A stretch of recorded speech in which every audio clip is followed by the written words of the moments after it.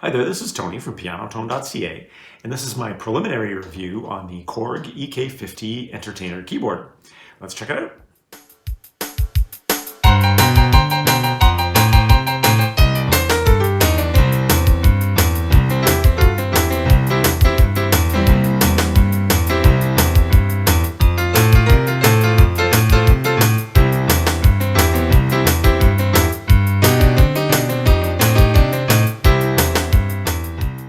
So why does Korg call the EK-50 an entertainer keyboard as opposed to just an arranger keyboard, which technically it is? Well, that's because when Korg released the EK-50, they paid close attention to and really focused on addressing almost every need that a gigging keyboardist is likely to have. And in my opinion, they did a fantastic job in creating a really high-value entry-level gigging keyboard. Virtually everything about the EK-50 from bottom to top is designed to be used in a performance situation. So I've only had my hands on the EK-50 for a short time, so this is only going to be a preliminary review where I'm going to be focusing on all of the things that Korg included in this keyboard to really make it a great gigging option. So I won't have a ton of voice or playing samples just yet. I'll be saving that for my full review, which will be a few weeks away once I really get to know the EK-50 a little bit better. Okay, so what makes the EK-50 such a great performance or gigging instrument? Well, let's start out with the connection stuff. It has proper left and right 1/4-inch line out ports for connecting to external amplification like a PA system or an amplifier, instead of relying on using a splitter cable and some adapters with a headphone port. That does work, but the line outs are definitely the better option, and that also allows you to use the speakers as a monitor to hear yourself in that situation, whereas with a headphone port, if you're stuck with using that, then that will typically disable the speakers so you won't have a monitor. Now on that note, the 20 watts of speaker power, 10 watts per side, are surprisingly loud, clear, and without distortion. You could probably get away without any external amplification for smaller performances like in a cafe or busking in a not too loud location. In my full review, I'll definitely include some speaker tests. Now, for people that like to play along with backing tracks, which I'm a huge fan of and I do all the time, there's a couple of different options for streaming audio into the keyboard. The first one is the more common one, which is an 1/8-inch audio in jack. A lot of keyboards have that, so you can connect a device and stream music in that way.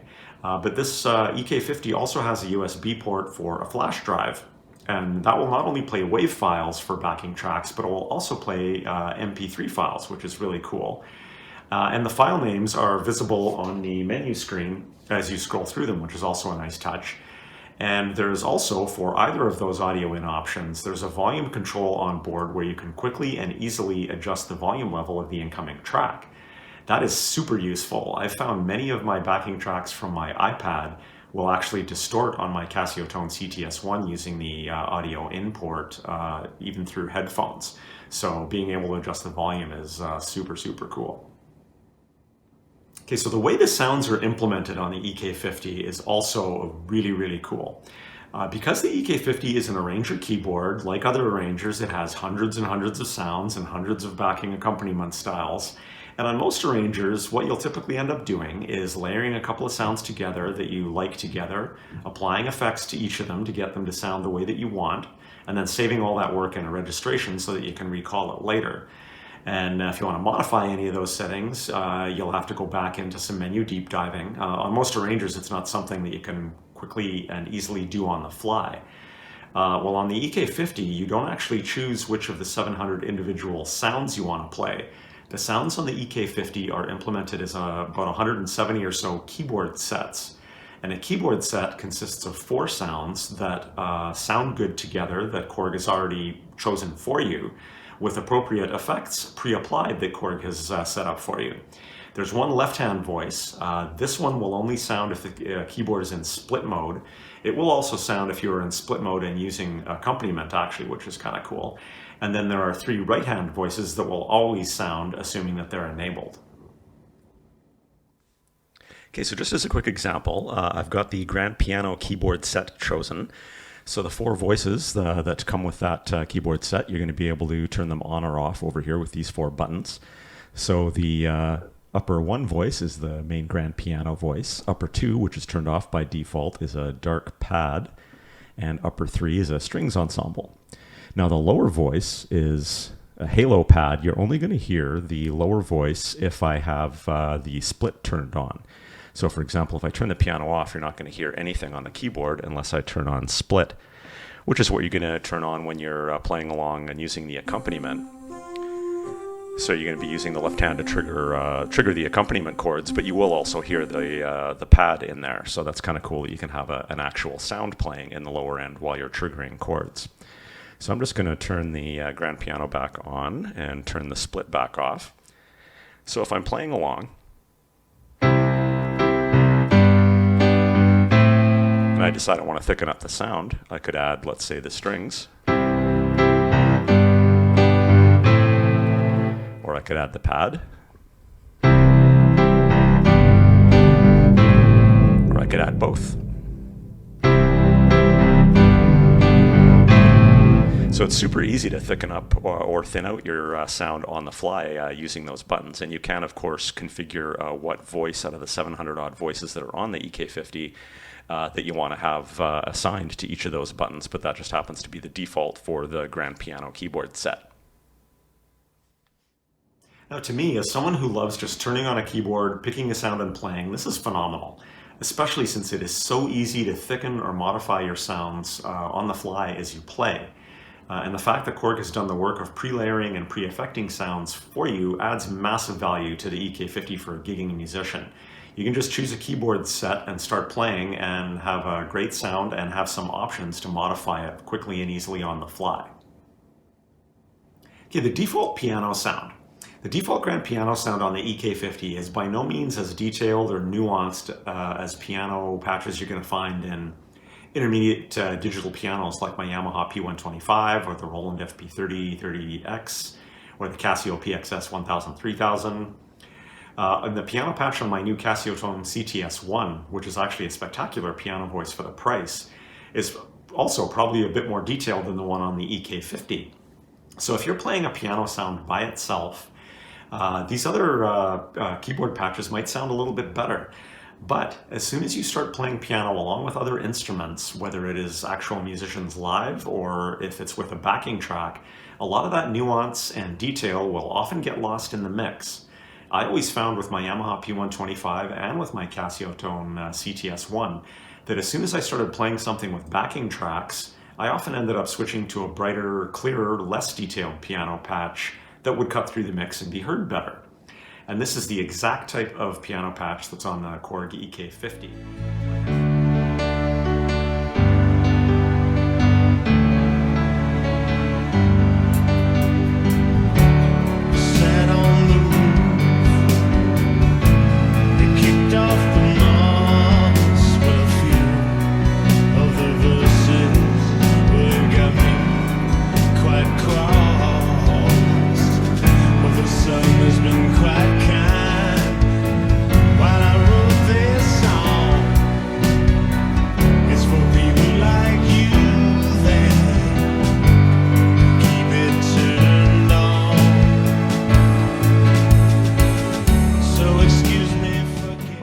It's not the fanciest one out there, but in keeping with the EK-50 being a gigging instrument, this piano patch is perfect for that use. And with the fact that you can so easily add layers on the fly with the EK-50, you can add pads or other voices to enhance or thicken up the piano voice when you want to.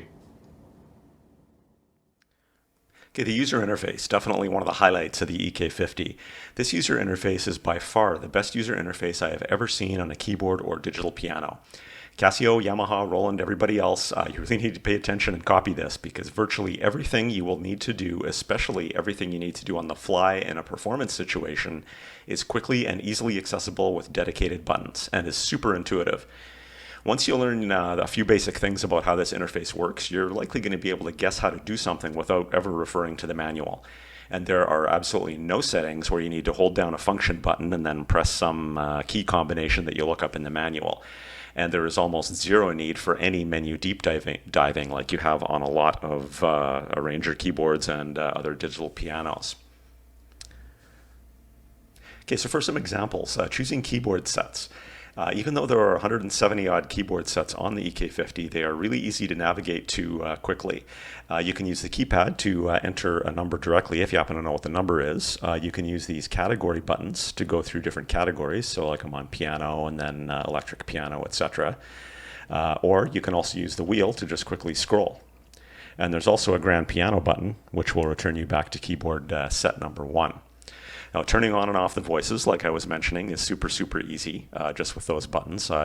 Doing that on the fly is extremely easy. Now, to see what voice is in each bank, you hold down Shift, and you can see there's a dark pad in upper 2, there's a strings ensemble in upper 3, etc. Now, let's say I've got the strings turned on, and I'm thinking I want those strings to be really loud. In a lot of Ranger keyboards, you're going to be doing some menu deep diving to adjust that. On the Korg EK-50, you just hold down the button, and you can adjust the volume.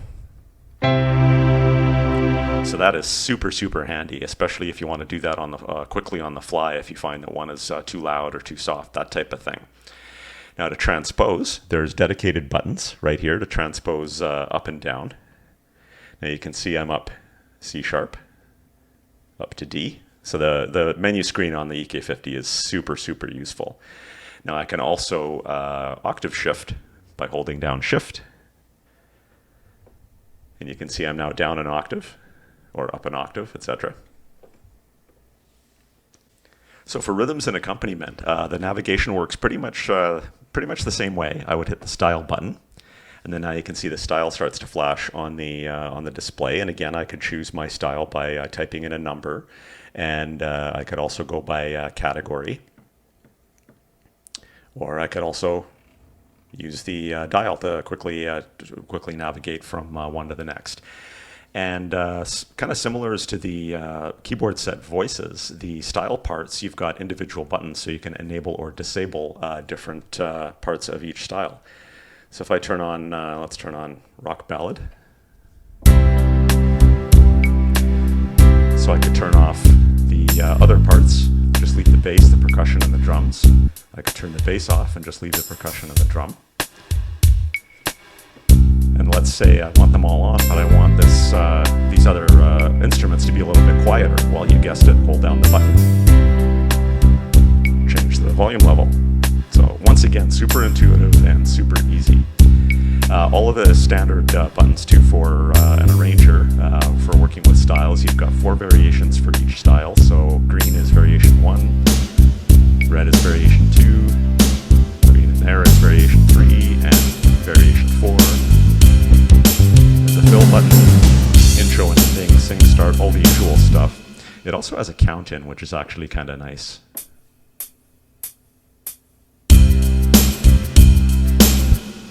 So once again, super easy to control the styles and adjust the relative volumes, etc. And you can also adjust the tempo super easily by just holding down Shift when style is flashing.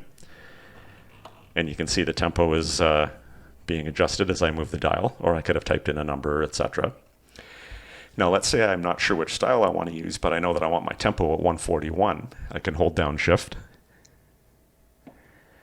and hit tempo lock, and then that way I can now browse the styles, and instead of having them change to their default tempo, it stays at 141.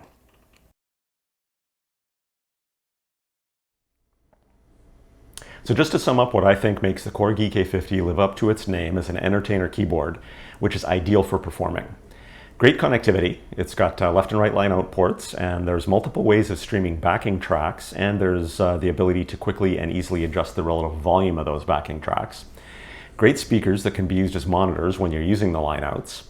Korg's keyboard sets, 170 pre-chosen and pre-affected sets of up to 3 upper voices that sound great together, that are super easy to find, load, and use, which allows you to quickly and easily thicken or thin your sound while you're playing. A grand piano voice that is bright and clear and cuts through the mix. It's ideal for playing with backing tracks or other musicians. The interface on the Korg EK-50 is absolutely amazing. It's got a very well laid out screen with useful information. There is absolutely no need for memorizing any keyboard shortcuts, and there is no menu deep diving. It's super easy to change settings on the fly. A couple of the things I haven't mentioned yet. It only weighs 15 pounds, it can run on batteries, and while the action is a light synth action, I love this action. It's very firm, it's very solid and feels well built, it's very precise, and it's got very consistent and predictable velocity switching. This action feels to me to be significantly higher quality than what you're going to find on the Yamaha PSR E series, and it feels more comparable to me to more the higher end Yamaha synth actions like the Yamaha MX or the PSR SX series. Something else to note is that the keys on the EK-50 are true full-size keys. That means that the octave distance is 165 millimeters like it is on almost all digital pianos. For whatever reason, I'll be making a separate video on this actually. Synth action keys that are described as full size tend to be narrower actually. They usually have an octave width of about 159 to 160 millimeters. So what I'm talking about is from the left edge of a C key up to the right edge of a B key. And I personally find that adjustment just as challenging or even more challenging as going from fully weighted keys to synth action. Now I should also mention that there is a Korg EK-50L, which is a slightly upgraded version of the EK-50. It sells for around $100 more. That has a few more keyboard sets and styles. It has slightly louder speakers, and it's got a rubberized fascia instead of shiny black plastic, so it won't scratch as easily. I didn't really need any of those features, so the EK-50 was, and the extra $100 was fine for me. So that's my preliminary look at the Korg EK-50. I will have a much longer comprehensive review with more sound samples, speaker tests, etc. once I get to know the keyboard a little bit better. But I can already definitely recommend the Korg EK-50 to anyone who is looking for a cost-effective gigging keyboard that's portable and super easy to use. If you want to check out current prices on the EK-50, please click my Amazon affiliate links below. Please smash the like button and feel free to subscribe to my channel. It really helps me out. Thanks so much for watching and have an awesome day. Happy piano playing and keyboard chopping.